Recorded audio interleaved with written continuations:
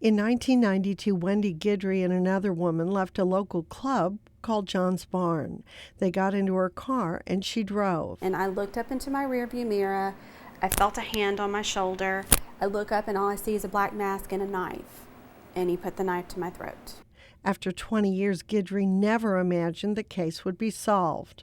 I would say it took many years for me to get to a point where I didn't live in fear every day. I don't remember at which year that I realized that we were probably never going to find him. Then in 2013, out of the blue, Guidry gets a call from a detective saying her rape was solved. I collapsed on the floor and cried uncontrollably and told her she was crazy, that there was no way that I could do this after almost 20 years. Lake Charles police announced the case had been solved after a family member of the other victim requested the case be re-examined and more advanced DNA testing revealed a match. Captain Hughes then took it upon herself and did a very thorough search and found the sexual assault kits. And then they were submitted to our local laboratory. The DNA belonged to Darwin Hutchinson, already in Angola State Pen for a 1999 rape, now also imprisoned for crimes against Guidry and her friend. The case raised questions about whether other kits need to be retested and cases reevaluated.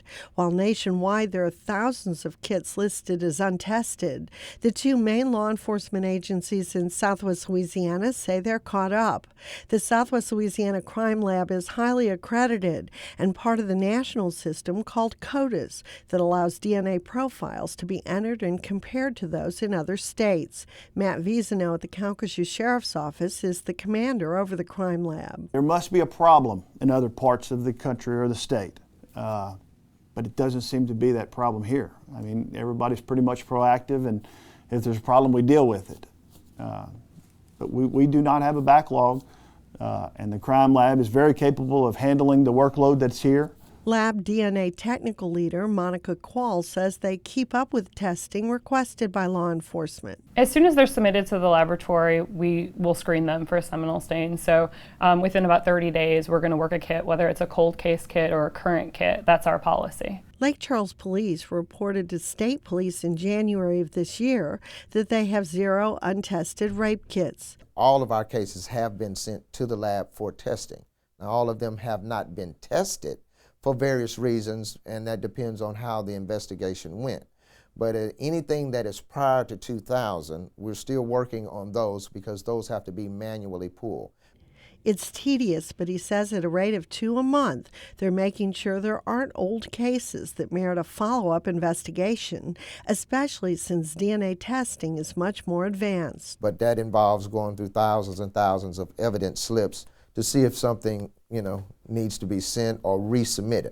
As well, Kirkham points out a DNA match alone does not make a case. Because just the CODIS hit is not going to make it a case. The case has to involve the whole investigation. Kirkham says they're working to make sure cases don't fall through the cracks. A sexual assault exam is best done within 72 hours of a crime, and the exam may last 4 to 6 hours.